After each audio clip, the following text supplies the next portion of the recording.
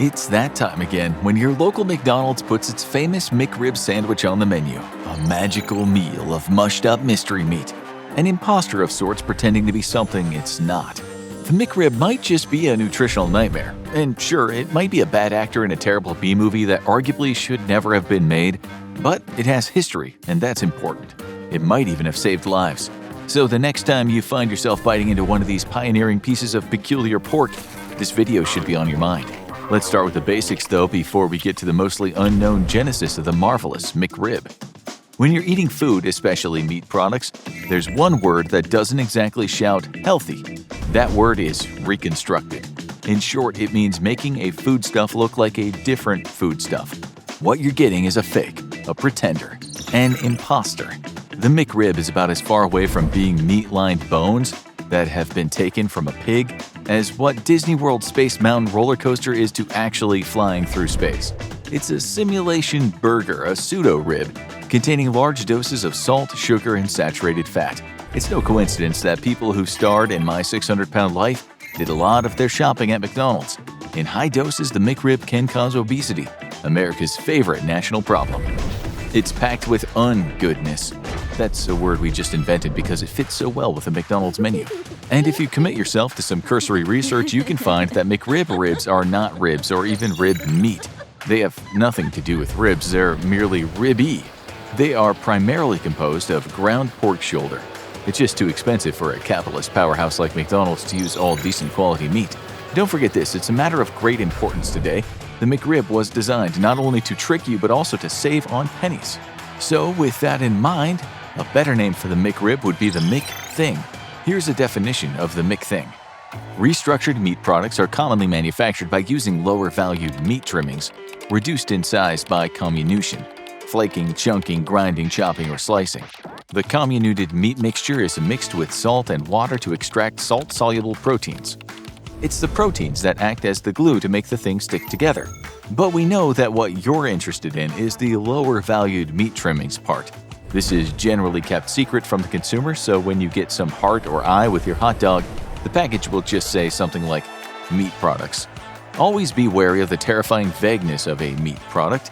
It could be a bull's John Thomas, a sheep's ding-dongs, a chicken's eyeball. If you're getting a meat product, you can almost guarantee it consists of some unsavory animal parts. If you eat a McRib, you could be enjoying the taste of an animal's heart, tripe, or scalded stomach. If you don't know already, tripe comes from the lining of an animal's stomach. It's a delicacy in some places and waste in others. Before the McRib made its first appearance on McDonald's menus in 1981, it was the brainchild of a successful chef. His name was René Arendt, a cook from Luxembourg who ended up working in Chicago with one of the most respected chefs in the world. Yep, a gourmet chef invented the McRib.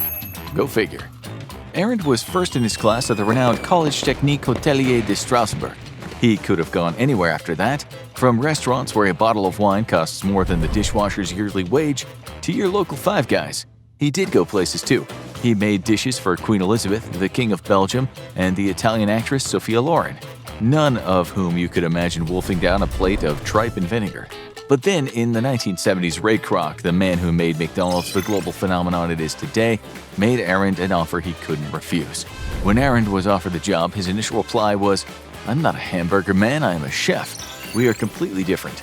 But that's exactly what Kroc wanted. Selling the people of the United States waste meat products would look a lot better if the man behind them was an up-and-coming top-shelf chef. Make no mistake, when a new product came out, McDonald's let people know its creator had once cooked for the Queen. So, for more money, Arendt quit working in the kitchens of gourmet chefs and went to work at a place where the red-haired clown seduced kids into happily embracing the promise of adulthood diabetes. When Arendt started in the late 70s, he was trying to come up with a dish to make McDonald's even more popular. The restaurant had gotten incredibly popular over a short period of time. In the US alone, it was serving around 17 million customers every day. But more needed to be done. Arendt knew he needed something that could be made really fast at a low cost. This is why he came up with the Chicken McNugget. It took him and his team another 3 months just to find a suitable source for the ingredients. McNuggets were an instant hit. In fact, soon McDonald's had to construct 3 new processing plants for the hit dish. This is where everyday people would sit on a production line, taking chicken bones out from already processed chickens. When Aaron was asking what was happening to all the other parts of the chicken once they had the meatiest bits picked off, he replied, "From chicken, nothing is lost." This is what he was good at, using every part of the animal and somehow making the final product taste okay. He had help, though, for the science part of the creations. When you're making heavily processed food, you need scientists just as much as you need someone's culinary skills. The scientist in this case was named Roger Mandigo. His name now sits in the Meat Industry Hall of Fame. Yeah, that actually exists. One of the reasons why Mandigo reached such heady heights in the business of murdering animals was because he was a pioneer in the process we told you about, reconstructing meaty things. He once famously explained how he managed to get regular folks to eat mystery meat. Most people would be extremely unhappy if they were served heart or tongue on a plate, but flaked into a restructured product that loses its identity. Such products as tripe, heart, and scalded stomachs are high in protein, completely edible, wholesome, and nutritious, and most are already used in sausage without objection. Aaron once explained why he and Mandigo started working together on the McRib. There wasn't a system to supply enough chicken, so he had to come up with something to give the other franchises a new product. So the McRib came about because of the shortage of chickens. He said he got the idea when he visited some of the poorer parts of the USA's South, where he said he saw folks barbecuing the cheapest cuts of pork and smothering them with sauce. The McRib was almost immediately a big hit. McDonald's started making even more money in an era where it was basically already printing its own banknotes. But then the McRib craze suddenly stopped. Customers seemed to go off the McRib really quickly.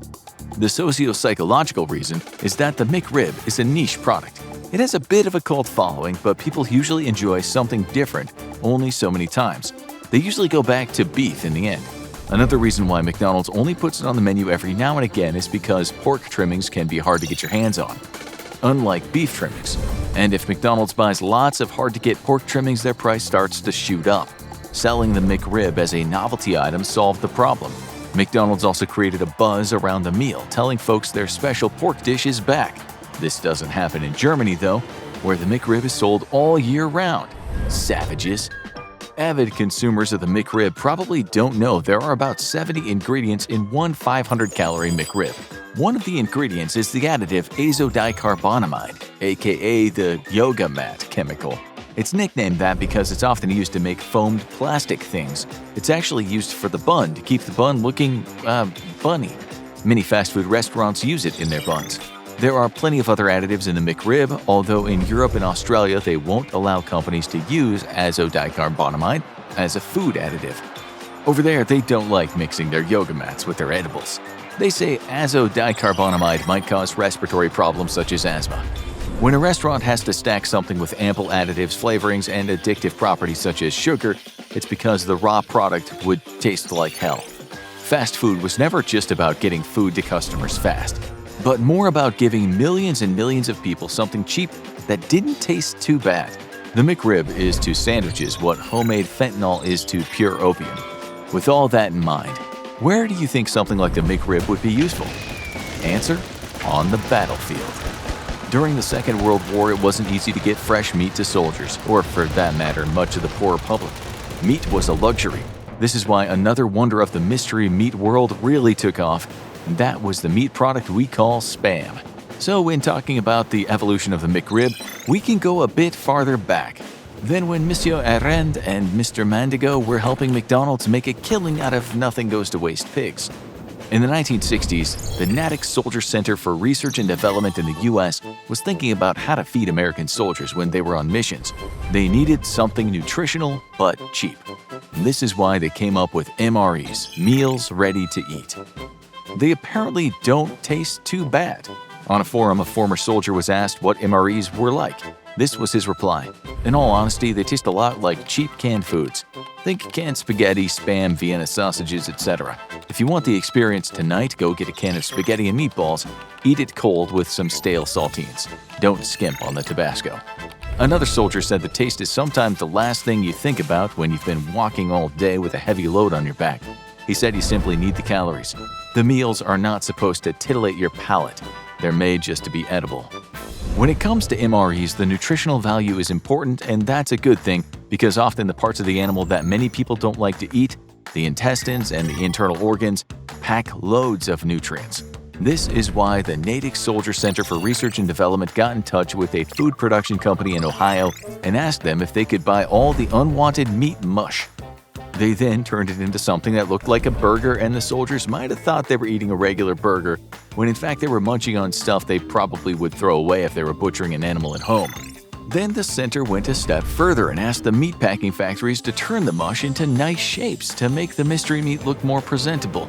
Hey, presto! The military soon started saving a ton of cash, and soldiers thought they were getting burgers, albeit ones that came in a can or a bag.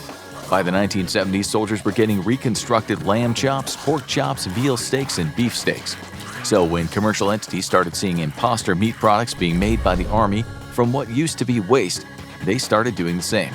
All they had to do was make the thing look real and add so many additives, preservatives, and flavorings that it lasted a long time and tasted all right. McDonald's copied the Army's recipe almost to a T. Mendigo admitted to this, saying the military allowed us to use the processes they developed. This is why we can say the U.S. Army actually pioneered the McRib. Army rations even include them now, as part of what one journalist jokingly said was the McRib Industrial Complex. A journalist writing for U.S. Veterans magazine got his hands on one, although it was described on the packet as rib-shaped barbecue-flavored pork patty. He opened it up and had a taste. His short review went like this. The pebbly textured meat is caramel brown and crossed by 4 raised bones. Not unappealing, except if you peek in the package. The meat juice is a bizarrely bright yellowish orange. I quickly tilt the pouch to keep from splashing out. I slice off an end with a knife and a fork. It's porky and slightly smoky, although there is a tinny aftertaste, probably from some of the preservatives used to keep it fresh so long. He proceeded to embellish the strange dish with relish and wrote, "Not bad. Scatter a couple of onion slices and pickles on top, and the whole thing would be pretty damn close to a McRib." So, the next time you bite into a McRib, just remember that you're doing what soldiers did in the deserts of Afghanistan and the jungles of Southeast Asia. As for why you'd pay good money for this dish of deviance in the safety of your hometown, well, you tell us why you do something so bloody reckless. Now you need to watch I Only Ate Fast Food for 30 Days and This Is What Happened. Funny challenge. Or have a look at Reason Why McDonald's Tastes Better Outside the United States.